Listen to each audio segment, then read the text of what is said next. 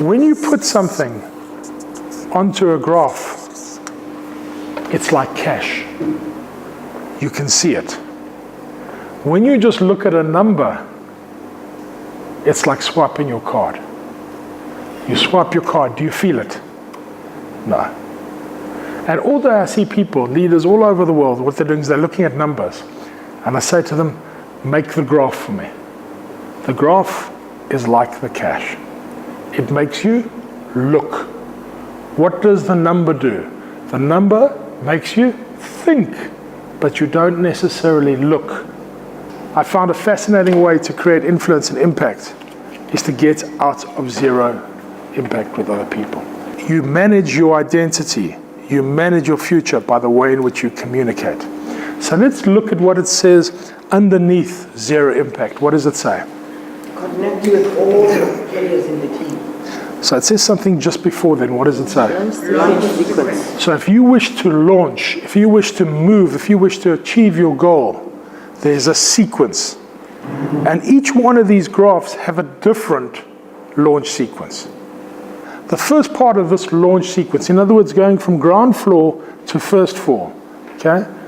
What does it say? Connect. With all the players. So you've been in shifts for the past nearly 24 hours. Have you actually connected with each other?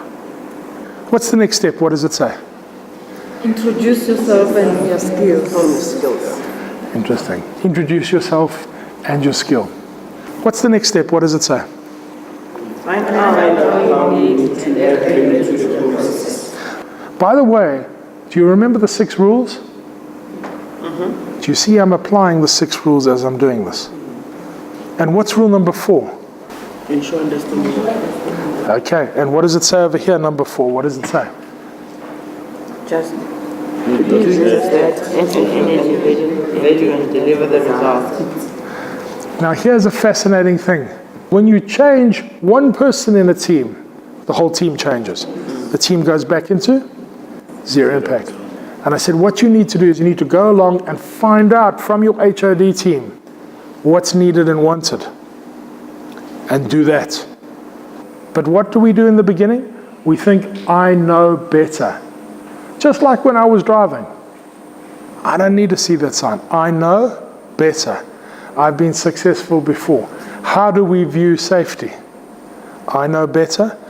When I went over that cliff and nearly killed my family, I was arrogant. I knew better. Nobody could teach me how to drive because I knew how to drive. I couldn't listen.